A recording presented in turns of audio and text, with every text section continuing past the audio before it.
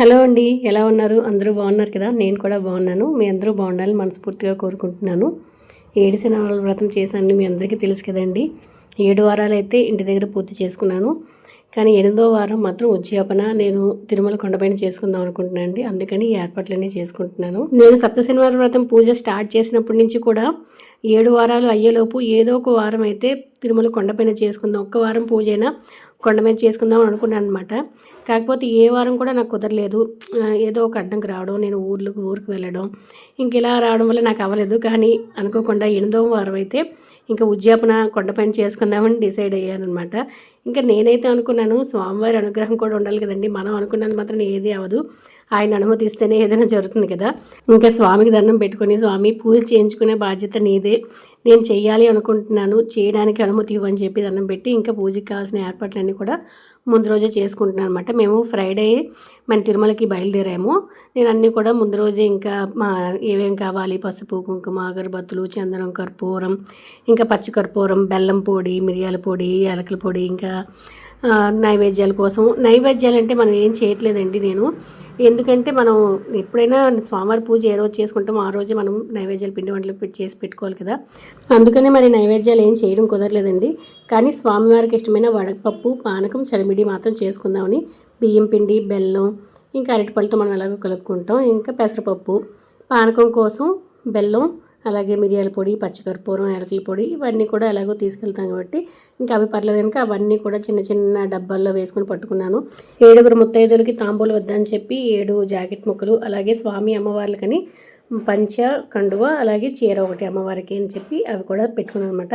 స్వామివారి బుక్కు కథ చదువుకుంటాం కదా, స్వామివారి బుక్కు అన్నీ కలిపి ప్రతిదీ కూడా ఏది మర్చిపోకుండా 1-2 సార్లు ముందే అన్నీ ఒక దగ్గర పెట్టుకున్నాను అనమాట. గుర్తొచ్చినవన్నీ ఇంకా పెడదామని చెప్పి అన్నీ ఒక దగ్గర పెట్టేసి లాస్ట్లో మనం సర్దుకుందామని చెప్పి అన్నీ ఒక దగ్గర పెట్టేసుకున్నాను అనమాట. నైవేద్యాలకి వంటలు ఏమీ చేయట్లేదు కాబట్టి ఇంకా స్వామివారికి పానకం, వడపప్పు, చలిమిడే పెడుతున్నాను. కనీసం 7 రకాల పళ్ళైనా పెడదామని చెప్పి 7 రకాల పళ్ళు పెట్టాను. అలాగే తాంబూలాల కోసం అని చెప్పేసి కూడా పళ్ళు కొన్నాను అనమాట. అందరికీ ఇద్దాము తాంబూలంలో పళ్ళు అని చెప్పి, ఎందుకంటే భోజనం ఏం పెట్టట్లేదు కదా అని.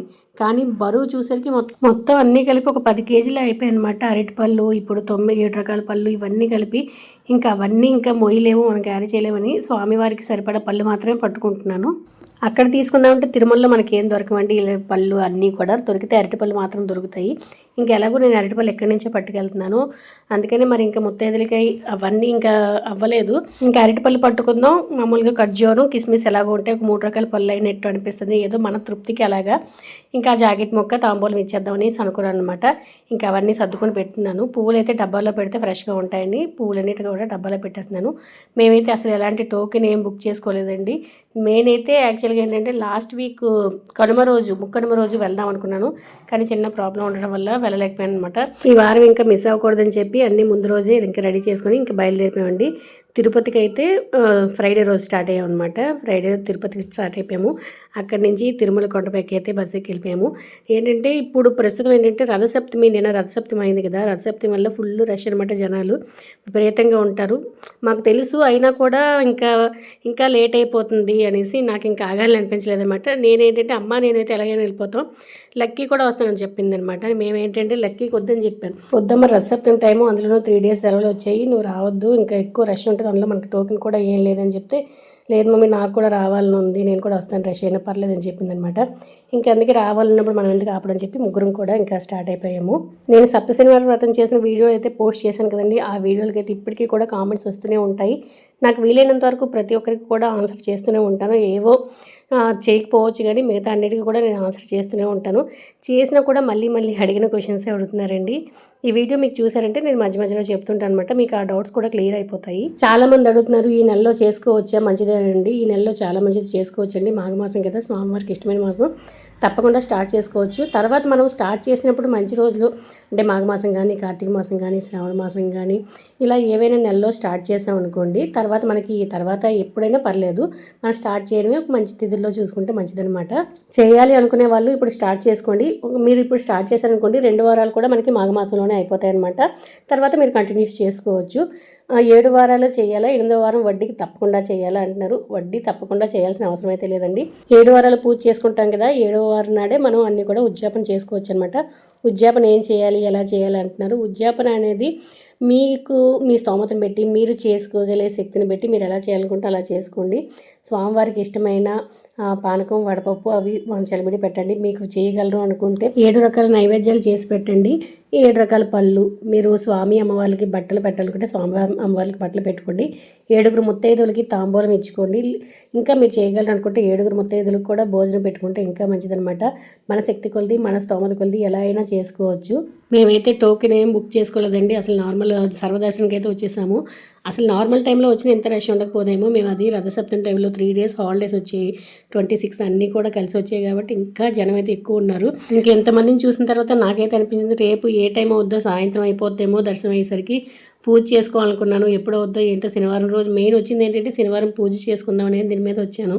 ఇంకా రేపు శనివారం రూమ్లో ఉండిపోతామా ఏంటి అనుకున్నాం. కానీ లక్కీగా నిజంగా ఎంత అదృష్టం అంటే మాకు శుక్రవారం రోజు రాత్రి 12 గంటలకి మాకు రూమ్ అయితే ఓపెన్ చేశారనమాట. అసలు చాలా హ్యాపీ అనిపించింది స్వామివారి దయ వల్ల.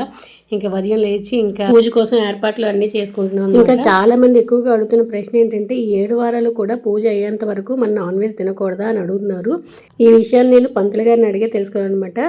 ఆయన ఏమన్నారంటే తినకపోతే మంచిది, ఒకవేళ అలా కాదు అనుకుంటే శుక్రవారం, శనివారం, ఆదివారం 3 రోజులు కూడా తినొద్దు. పూజ చేసిన రోజు, పూజ ముందు రోజు, తర్వాత రోజు కూడా తినకుండా ఉన్నా సరిపోతుంది అన్నారు. నేను ముందు చేసుకున్నాను కదా, అప్పుడైతే అలాగే చేశాను. ఇప్పుడైతే మాత్రం నాన్ వెజ్ తినలేదండి. కామెంట్స్లో కూడా కొంతమంది చెప్తున్నారు నాన్ వెజ్ తినకపోతే మంచిదని చెప్పేసి. ఇంకెందుకులే, నేను తినేది కూడా వారానికి 2 రోజులే, మానేస్తే ఏముంటుంది అనేసి మానేసాను అనమాట. ఇంకా తర్వాత కలసం కంపల్సరీ పెట్టాలా అంటున్నారు. కలసం పెట్టుకునైనా చేసుకోవచ్చు, పెట్టుకోకపోయినా చేసుకోవచ్చు అండి. అలాగే ముడుపు కట్టాలా అంటున్నారు. కడితే అది ఎక్కడ వేయాలి, ఖచ్చితంగా తిరుమలలోనే వెళ్ళి వేయాలా అంటున్నారు. ఖచ్చితంగా తిరుమలలోనే వేయాల్సిన అవసరం లేదండి. మీకు దగ్గరలో ఉన్న వెంకటేశ్వర స్వామి టెంపుల్లో కూడా వేసుకోవచ్చు. మనకి ఎంత ఓపిక ఉంది, స్వామివారి మీద ఎంత భక్తి ఉందని కూడా స్వామివారు మనల్ని అప్పుడప్పుడు పరీక్షిస్తూ ఉంటారండి. ఈరోజు మాకు అదే జరిగిందనమాట. మేము కొంచెం ముందు క్లిప్లో మీరు చూస్తుంటే నేను ఒక మెట్టు దగ్గర అన్నమాట, మనకి పుష్కరిణి ఉంటుంది, తిరుమల వెళ్ళే వాళ్ళకైతే అర్థం అవుతుంది కదా.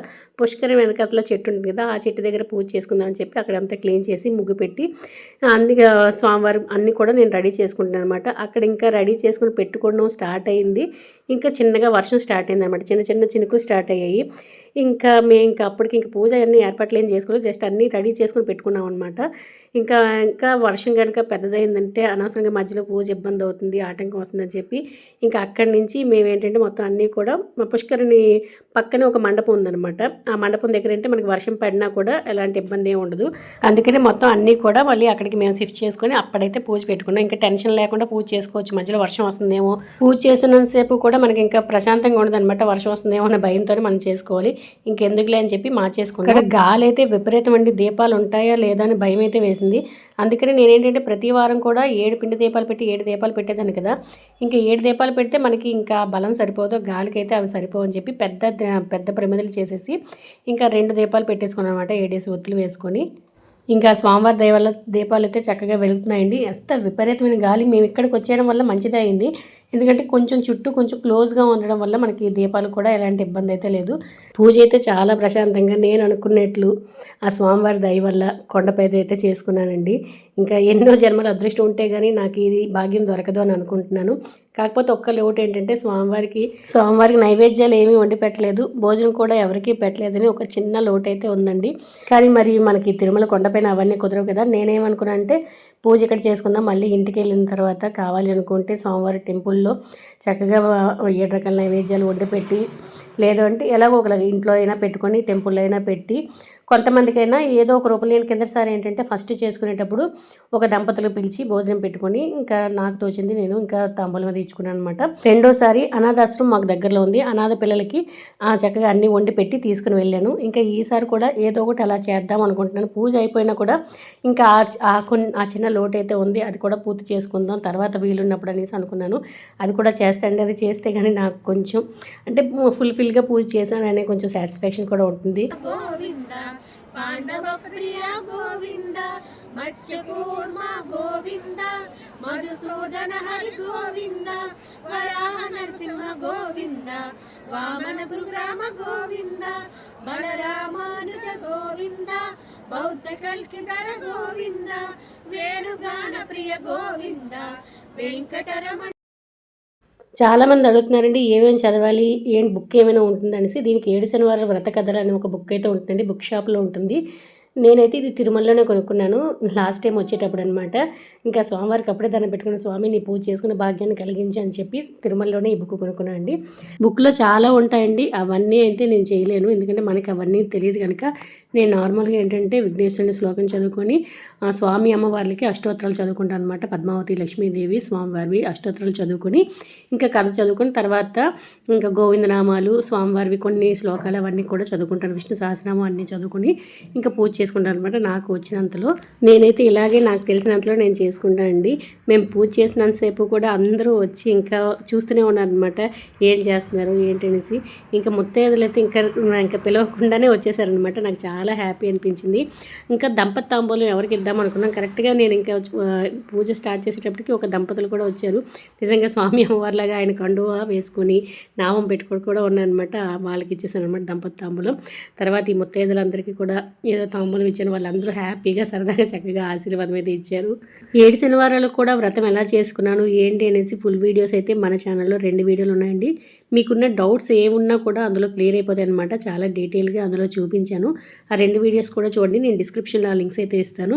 నేనైతే నా ఉద్యాపన ఇలా చేసుకున్నాను, చాలా సంతోషం అనిపించిందండి. అందరూ కూడా చక్కగా ఆశీర్వాదం అయితే ఇచ్చారు లక్కీకి, నాకు కూడా. ఇంకా ఇదండి ఈరోజు వీడియో. ఈ వీడియో మీకు నచ్చితే తప్పకుండా లైక్ చేయడం మాత్రం మర్చిపోవద్దు. అలాగే ఈ వీడియో మీకు ఎలా అనిపించిందో కామెంట్ సెక్షన్లో కామెంట్ చేయండి. మరొక మంచి వీడియోతో మీ ముందుకు వస్తాను. ఓం నమో వెంకటేశాయ.